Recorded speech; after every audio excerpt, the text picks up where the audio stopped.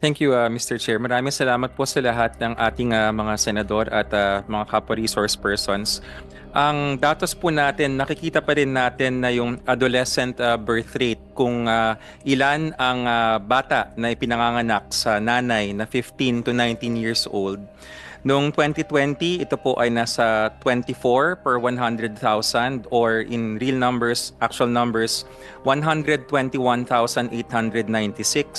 Noong 2021, nasa 22 per 100,000 or 112,990.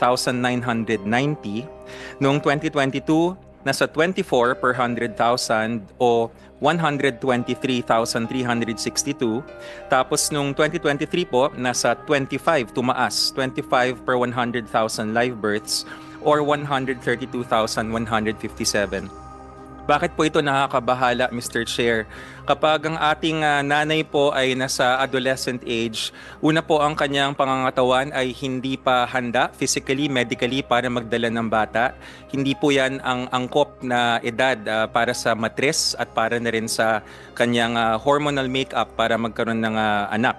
Ikalawa po is yung tinatawag na health-seeking behavior. Sa health-seeking behavior, gusto po natin na meron tayong antenatal check-ups. Ideally, 4 bago siya manganak dahil sa check-up na ito nalalaman kung kamusta hindi lamang si baby, ngunit pati si mommy. Kasi ang mangyayari po kapag hindi maganda ang kanyang kalusugan at ang kalusugan ng kanyang sanggol ay pag siya po ay nanganak, nagiging maternal mortality. Which brings me, Mr. Chair, to the point on maternal mortality ratio. Ang atin pong maternal mortality ay pinakamababa noong 2019. In recent years, nasa 87 per 100,000.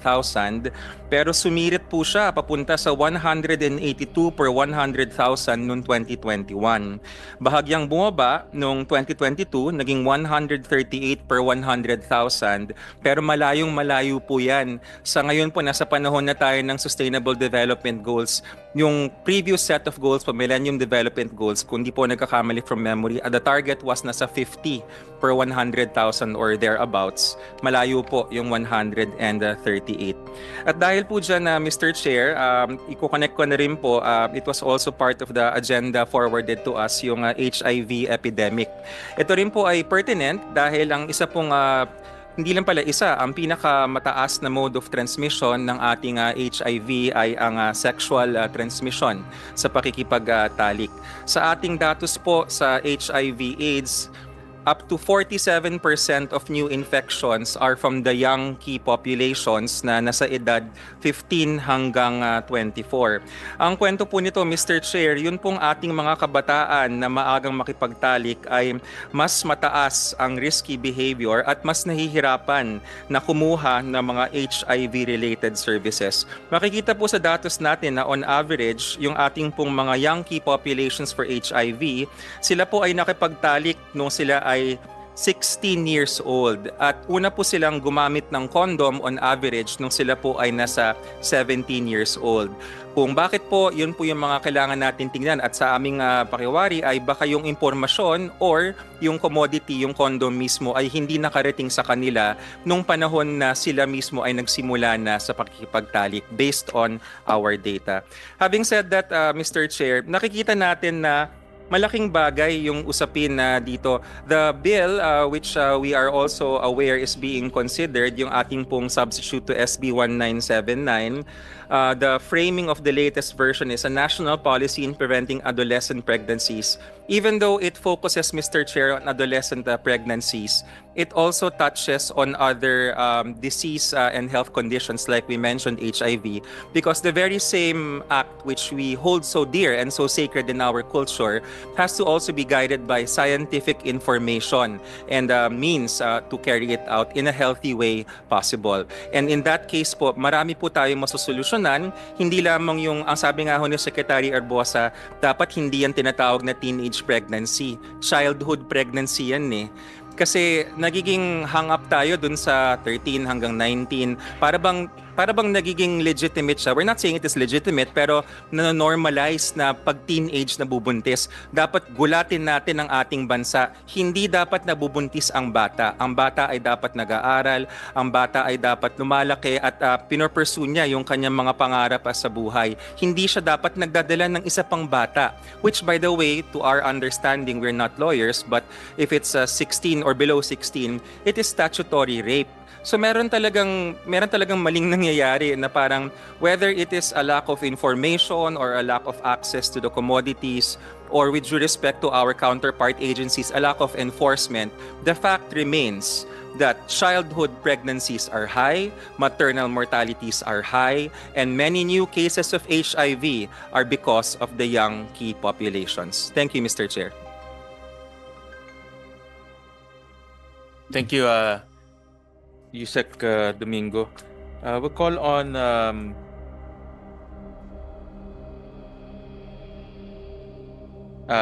Commission on Population Development. Or Mr. Chair, time na ba makapagtanong sa DOH? Yeah, we can pound some questions. Salamat, Mr. Chair. Just a few initially kay Yusek Domingo. Doctor, a CSO in Puerto Princesa, Palawan, Roots of Health, has taught over 100,000 students and trained about 6,500 teachers in CSE for the past 15 years. Puerto Princesa is the lone city in the Mimaropa region that bucked the trend of rising adolescent pregnancy. So, masasabi po ba natin na yung CSE ay gumanap ng malaking papel sa pagpapababa ng teenage pregnancy sa syudad, Mr. Chair? Thank you, Mr. Chair. Una po for the record, it's Assistant Secretary, hindi po Yusek. Sorry. Baka mapagalitan po ako ng ibang exicom. But having said that, Mr. Chair, Senator, actually nakikinig kami kanina sa usapin po dun sa curriculum. At baka luma lang po yung nakuha ko, but it might be pertinent kasi historic po yung data sa Puerto Princesa. Yung nakuha po namin is the August 2016 K-12 Curriculum Guide. And I think in support of our colleagues from DepEd, malinaw nung napilitan na rin po kaming magpanggap na teacher. Hindi, kasi gusto nating pababain yung teenage and childhood pregnancies eh.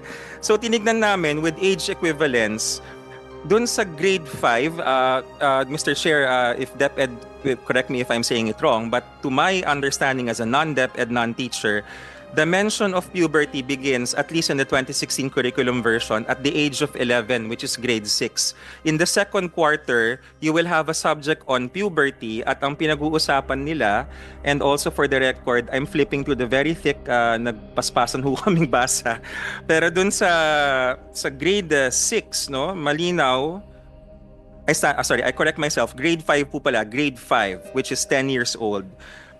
On page 48 of the 95-page document, nakalagay, changes during puberty, physical changes, sexual characteristics, hair growth, voice change, breast development. And then, pagdating ng grade 8, sa first quarter, Family Health 1, yung subject, doon pa lang ho papasok yung mas detailed.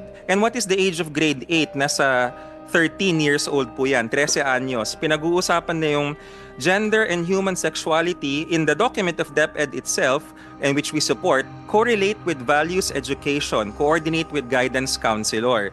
Nakasulat yung learning competencies, identify basic terms in sexuality, discuss sexuality as an important component, but more importantly, Mr. Chair, flipping through the same document, pag umabante tayo sa bandang second quarter ng grade 8, pag-uusapan na yung responsible parenthood.